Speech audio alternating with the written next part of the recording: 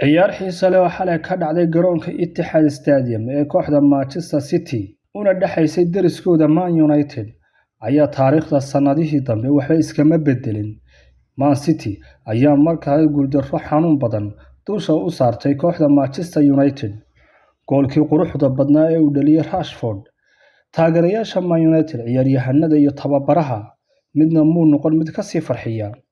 Weerar aan kala joogsi lahayn oo ka imanayay dhanka Manchester City iyo kubadda ku soo hoobanayay goolka Onana.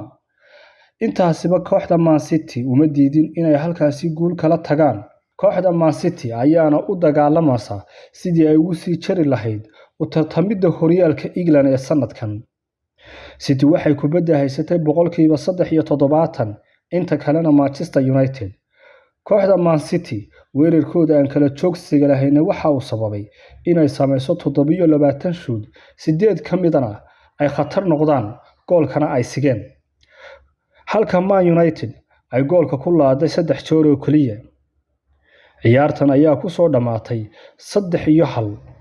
City-na waxay mar kale gaadhay guul muhiim ah, waxaanay guul darro kale oo xanuun badan dusha u saartay kooxda ay deriska yihiin ee Manchester United oo sanado badan oo ka hor ka taariikh wanaagsaneyd kana kubad qurux badneed kooxda Man City. Hase yeeshee dhowrkii sano ee la soo dhaafay sidaas ma ahayn oo City ayaa gacanta sare leh. Kooxda Arsenal ee ku jirta kaalinta saddexaad ee horyaalka England ayaa iyaduna caawa la ballansan kooxda Sheffield United, waxaana la saadaaliyay kulankan in kooxda Arsenal 3 dhibcood si fudud u qaadan doonto. Sheffield United waa kooxda ugu hooseysa horyaalka ee sanadkan.